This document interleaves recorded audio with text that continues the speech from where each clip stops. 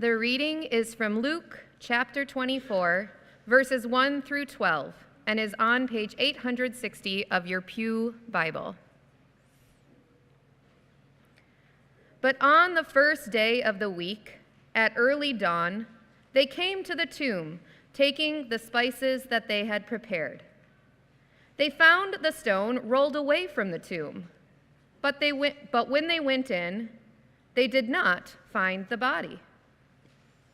While they were perplexed about this, suddenly 2 men in dazzling clothes stood beside them. The women were terrified and bowed their faces to the ground.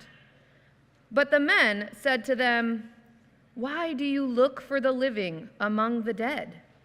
He is not here, but has risen. Remember how he told you while he was still in Galilee that the Son of Man must be handed over to sinners and be crucified, and on the 3rd day rise again." Then they remembered his words, and returning from the tomb, they told all this to the 11 and to all the rest. Now it was Mary Magdalene, Joanna, Mary the mother of James, and the other women with them who told this to the apostles.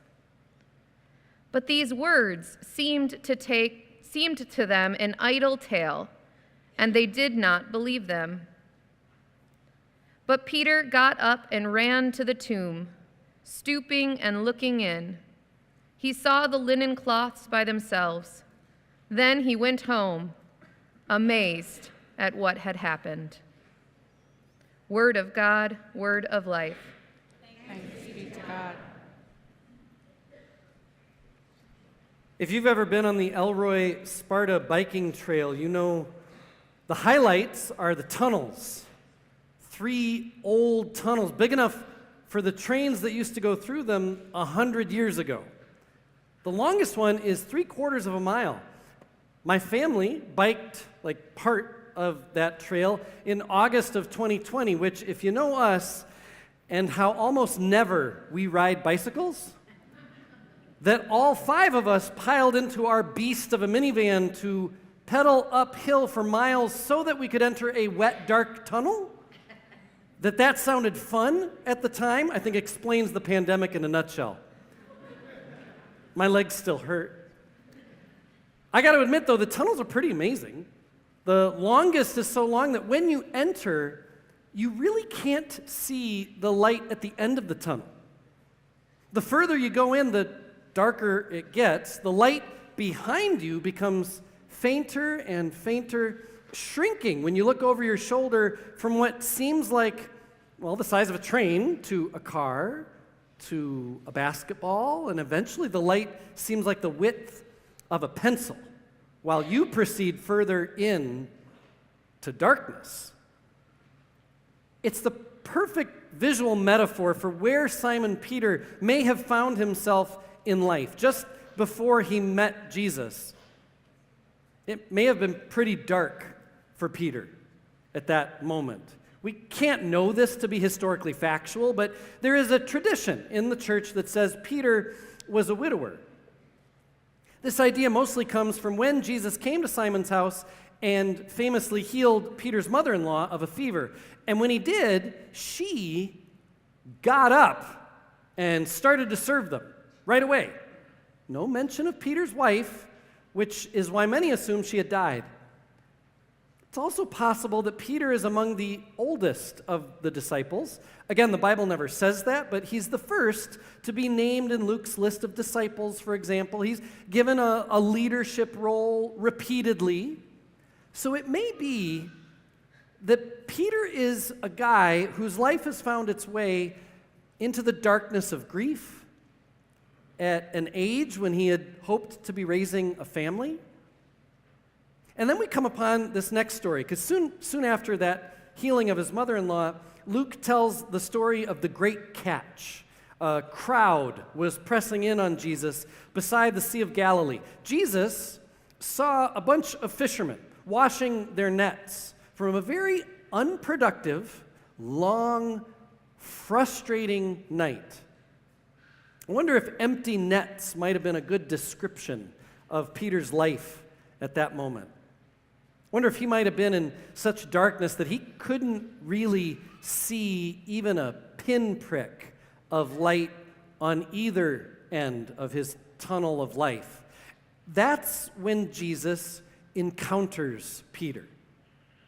Jesus says, "Put out into the deep water. Let your nets down for a catch." Okay.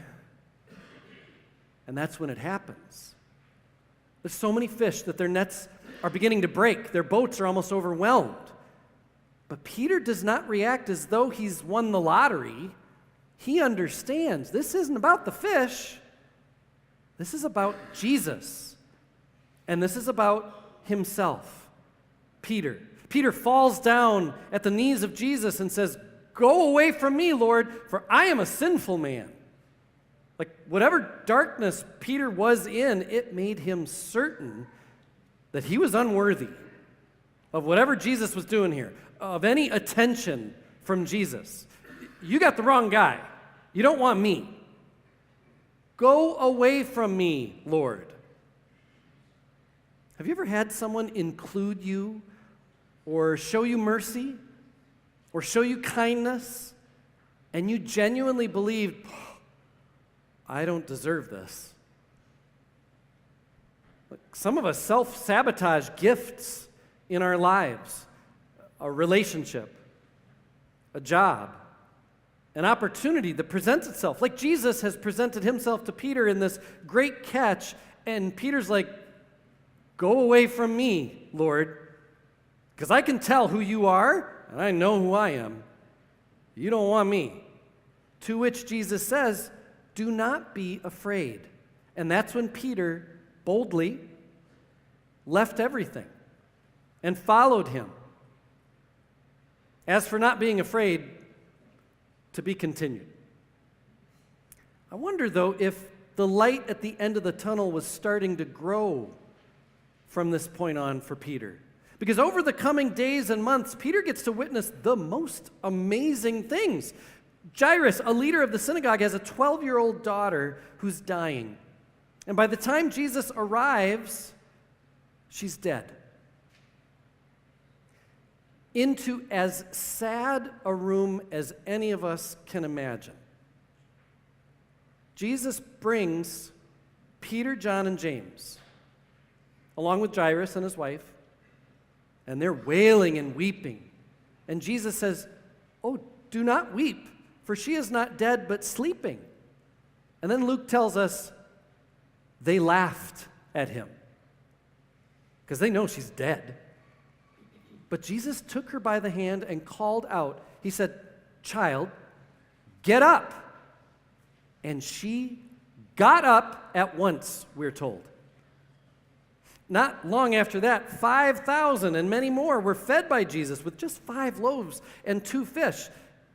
This is just before Jesus invites, again, just Peter, John, and James, up a mountain to pray. And while Jesus was praying, the appearance of his face changed. His clothes became dazzling white, like he was wearing lightning. A voice eventually was heard to say, "This is my son, my chosen. Listen to him." How could the light at the end of the tunnel not have been growing for Peter? So great that he was not only starting to see it, but he could feel its warmth for himself. Remember, he had known immediately that the great catch of fish was about Jesus. Peter's questions were always about himself. Like the things he had seen, a resurrection, feeding thousands with next to nothing, the vision on that mountain, and so much more. He had seen so much more. It could only have made the light brighter and warmer and nearer. But what Peter still didn't know was whether he, sinner though he was worthy of leaving the darkness of his tunnel. At one point, the disciples asked Jesus, "Who can be saved?" That's their question. A question of every generation, likely. Jesus said, "Well, what is impossible for mortals is possible for God." And I think they were all like, okay. And that's when Peter displays his persisting salvation insecurity, if you will. Peter says, look, we have all left our homes and followed you. In other words, like, we're in, right? Is that enough? Are we enough? And it's not long after this that Jesus finally makes his way into Jerusalem. Days into his time there, it's Passover. The disciples share their last meal with Jesus, and as it's all winding down, seemingly out of left field, Jesus turns to Peter and says, Simon, Simon, listen, Satan has demanded to sift all of you like wheat. I have prayed for you that your own faith may not fail. And you, when once you have turned back, strengthen your brothers. For a man who has doubted since the beginning of all this, whether he is worthy of all this had to be jarring. Peter gets defensive. Lord, I'm ready to go with you to prison and to death. And Jesus just shuts that right down. I'll tell you, Peter, and this is in front of everybody now, the cock will not crow this day until you've denied even knowing me 3 times. Peter has known darkness. He understands himself to be a sinner, unworthy, ever since the great catch. He has very recently asked, point blank, whether he had done enough to be saved. And now Jesus tells him this. It doesn't take long for Peter to find out. Jesus was, of course, dead on. After their Last Supper, the disciples followed Jesus to the Mount of Olives to pray. This is where Judas has led a crowd to Jesus, who is then arrested. Where's Peter in all this, you might wonder? The one that was willing to go with Jesus to prison and to death? Luke tells us. He says, yeah, Peter was following at a distance. You likely know the rest. A servant girl recognizes him. Later, a man recognizes him. Finally, somebody else sees, this guy's obviously from Galilee. You can tell. And every time, Peter denies even knowing Jesus. Recognized, he's like, I do not know him. I do not know him. I do not know him. The cock crows, and then, at that moment, and only Luke adds this last excruciating detail, right then, as the cock crows, the Lord turned and looked at Peter. Ooh. Can you imagine the hot shame running through Peter's body, making his head spin, his soul sick instantly? This Jesus that Peter had called Lord, Master, Messiah of all people in all the world, Jesus had plucked him, Peter, an anonymous, grieving fisherman from a very obscure life up north, to give him the most incredible experience any human has ever received. On display were healings and teachings and miracles. Peter's had a front row seat to the ministry of God in flesh. He'd always doubted that he was worthy of any of it, but he wanted to be. I mean, he pushed back when Jesus predicted Peter would deny knowing him 3 times. Peter wanted to be ready, come what may. And then the moment came, and he failed, like repeatedly, thoughtlessly, faithlessly. Peter failed miserably, and now he is miserable. Because that was it. That was it. His time of trial, from now on, is in Peter's past. There is nothing he or anybody else will ever be able to do to change the truth that he failed miserably. It's over. That light at the end of the tunnel, turns out it was more like a train. Peter knows he's as good as dead. Life from now on, it's going to be a lot more like a lightless, closed tomb than any tunnel with openings at all. He just proved there's no way for him to step into the light. He can't. He's suspected he was unworthy. He was correct. And that's the last we hear of Peter. Until our text for today. The women who'd come with Jesus from Galilee come back from the tomb with a story that all the other disciples, I imagine, roll their eyes at. As Luke says it, their words seemed to the 11 and all the rest an idle tale. Yeah? But Peter, Luke says, Peter got up. Which is the same word, the same reaction Luke used for the moment when Jairus' daughter was awoken from death. She got up at once. It's the same word, the same reaction as when Peter's mother-in-law was healed of her fever. She immediately got up and started to serve them. Remember?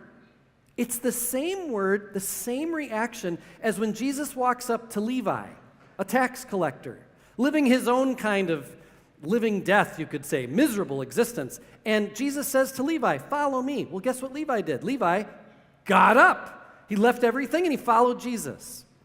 You know the story of the prodigal son? After the younger son has wasted all the inheritance his father had given him and finds himself fantasizing about eating as well as the pigs get to eat, we're told he came to himself and said, "I will get up and return to my father." And he does, straight away. When Jesus heals and makes whole again 10 lepers who didn't get to live with the rest of the community, after he heals them, one of them turns back to praise him for restoring them, making them whole, giving thanks. Jesus says, "Get up and go on your way. Your faith has made you well." And he does.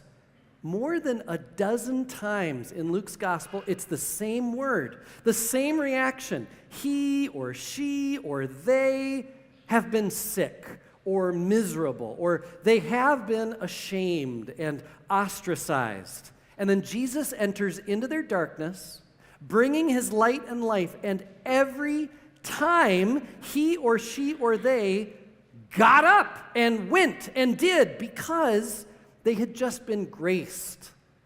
Graced with life amidst death. Graced with healing amidst illness. Graced with inclusion despite their unworthiness. Graced with forgiveness despite their own carelessness. Peter had seen this with his own eyes time and time and time again. All kinds of people, Jews and Gentiles, men, women, children, upstanding leaders, and the scum of society. Peter had seen all kinds of people who found themselves in dark tunnels, who, like him, could not get their own way out into the light. Peter had seen the light come to them, for them, to be with them. And this story the women just told, well, he immediately gets it. Jesus is the one who can step out of darkness, who can live into the light, and is willing and most certainly able to bring others, even him, even you, into that light. Peter gets it immediately, that Jesus cracks open all tombs, brings light to all darkness, that what is impossible for mortals is possible for God. After denying knowing Jesus 3 times, Peter had to feel certain in his shame that he was damned, to be stuck in his failure for the rest of his days, and that would be all there is. Until he hears the women tell their story. And that's when Peter got up, as one does, and ran to the tomb, never to wallow in misery again. After he got up, Peter knew the joy of a world where resurrection, restoration is not only possible, it happened. And not just to Jesus, but for Peter and for all of creation. Well, Easter people, that's our world too. We live in a world after resurrection.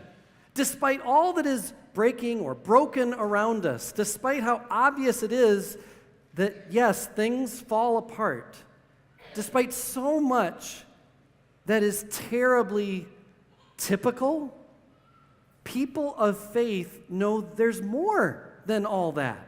We know what Peter knows, that we cannot do enough.